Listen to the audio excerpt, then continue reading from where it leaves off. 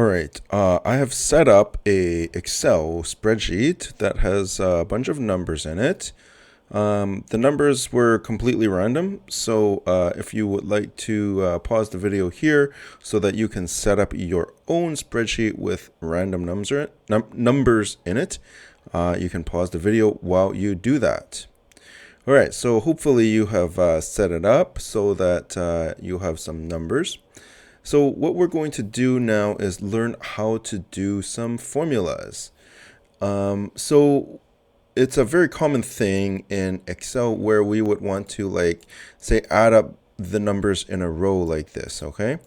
In fact, let's just insert a column here, a row here, and we'll just write sum right there.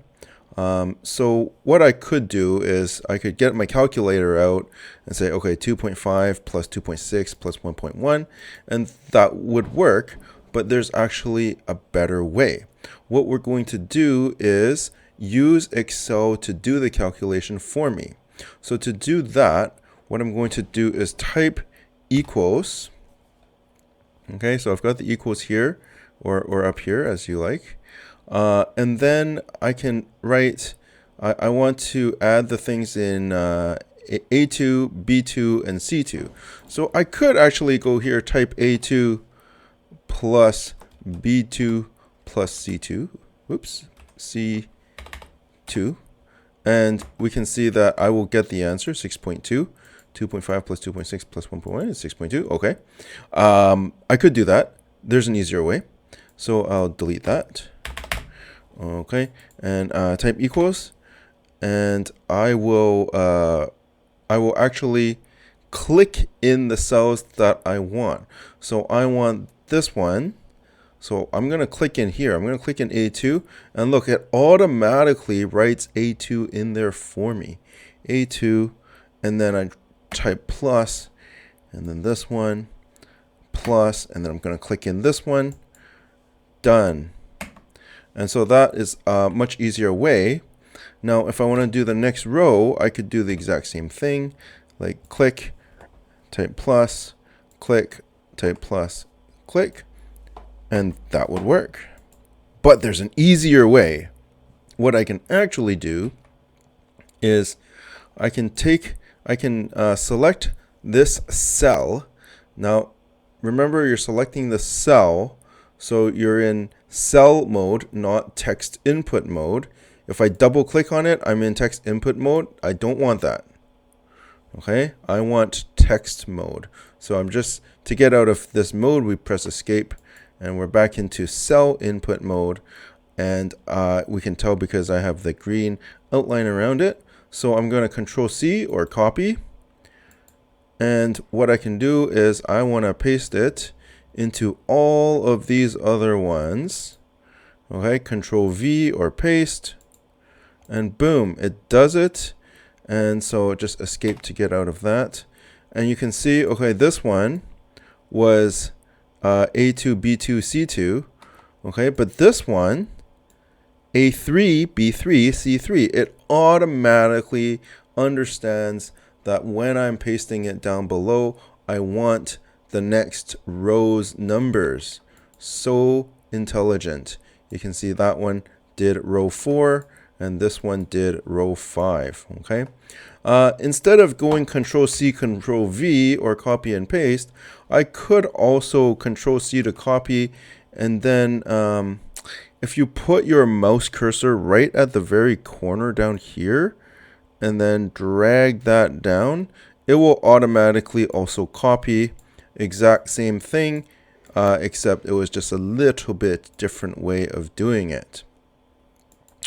I can also do it this way. So here I will type equals, and then this plus this plus this plus this, enter. Okay, and that's done. And now I can drag that down here, and boom, this is the B's, this is the C's, okay, and so on. Okay, that's great. So I can do adding, but I can also do like other operations, I can do minus.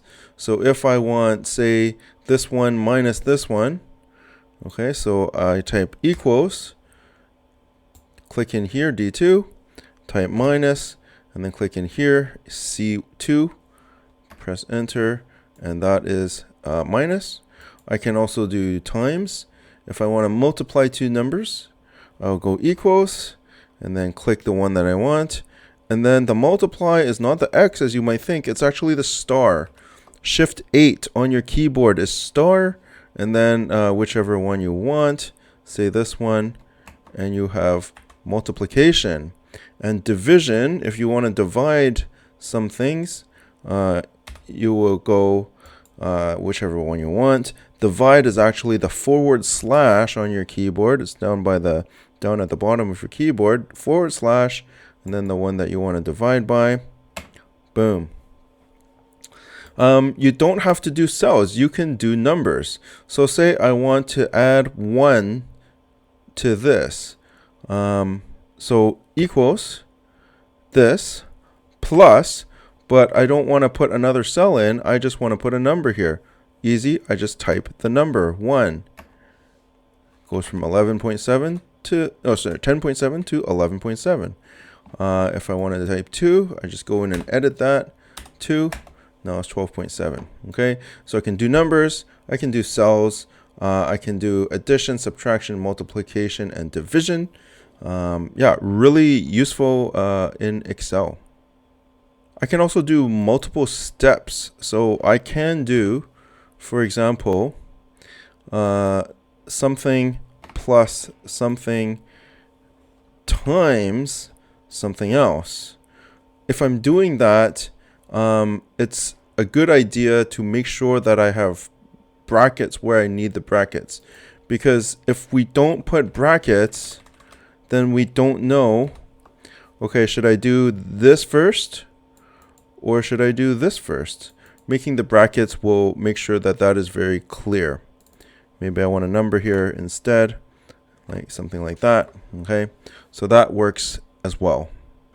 One last thing that I want to show you is the reason why we do this. Like, I could calculate these all by hand, but very often when we're working with Excel sheets, sometimes things change. So sometimes, for example, right now I have 1.1 here. What if this changed? Okay, I'm going to change this number to, I don't know, say 100. Okay, now watch closely what happens to all these other things over here that have the formulas in them. I'm going to click enter right now. Watch closely. Everything changed. Now this is 100 something. This is 100 something. This is like 500 something. If we had calculated these by hand, none of those would have changed. Okay, so it does this automatic updates that is really, really useful. The other useful thing is, of course, the copy and pasting things. Like right now we have, 4 or 5 rows, which is fine. We can do that by hand. But like people working with Excel sheets, hundreds of rows, thousands of rows is pretty common. And so, of course, it's going to be a real big pain if you want to do all that by hand. And so being able to copy and paste the formulas is really important. All right, that's all for the, oh no, one last thing with this video. Sometimes you want to be able to control the amount of decimal places that you have. Say, for example, I have 1.051 here. If I want to control the decimal places, I go up here and they have this little decimal places increase or decrease. I can make it decrease, keep clicking that, or I can make it increase, keep clicking that.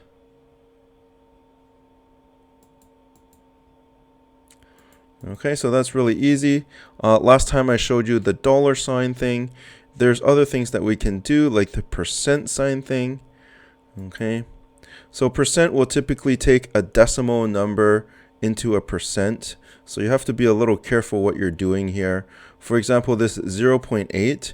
0.8 is the equivalent of 80%. If we type the percent, it will turn into 80%. But if we have 100 here, it's not going to be 100% like you think. It's actually going to multiply it by 100. So if we click the percent, then we have 10,000%. So when you're using that percent, just be a little careful that you know what you're doing in terms of the math. All right, so I believe that is it for this one. We'll see you in the next video.